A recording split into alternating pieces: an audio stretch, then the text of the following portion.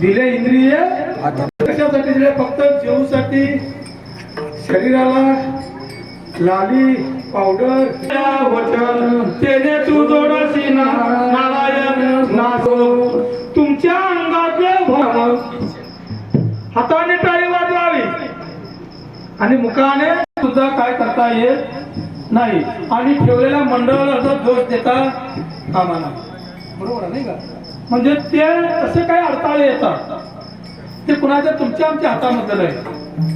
तो भगवंत जाणे ते काय कारणास्तव आले, त्यांना कुठली अडचण तर देव जाणे. म्हणजे त्यांनी जे आम्हाला मंडळाचा निरोप दिला की मला असं अडचण आलेली आहे, मी 50 किलो पुढे येऊन महाराज तुम्ही कुठं आहात? शेतामध्ये आहे आणि तुम्ही काय करा आणि आमच्या महाराजांचं काही कारणास्तव ते आले येणार नाही आणि तुम्ही काही जरी झालं तर येऊन रात्री सेवा तुम्ही पार पडून द्या.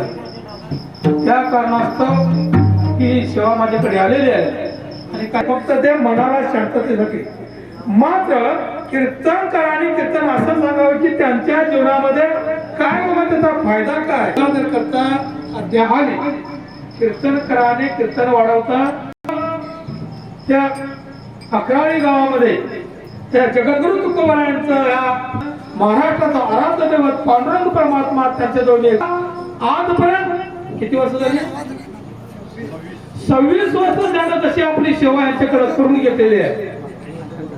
आणि ह्याच्या पुढे सुद्धा त्या भगवंताने या गावकऱ्यांच्या मनामध्ये घुसून आपली सेवा यांच्या हाताने असाच अखंड करून घ्यावी आणि यांच्याकडनं काही जरी चुका झाल्या असतील त्या भगवंताने त्याला माफ करावं आणि झालेली चुका आपल्या पायावर घालू. या अकराळी गावच्या वासी लोकांना सद्बुद्धी देऊन आपली सेवा करून घ्यावी. आणि आता मी या सेवेला विराम देतो आणि शेवट कोण म्हणा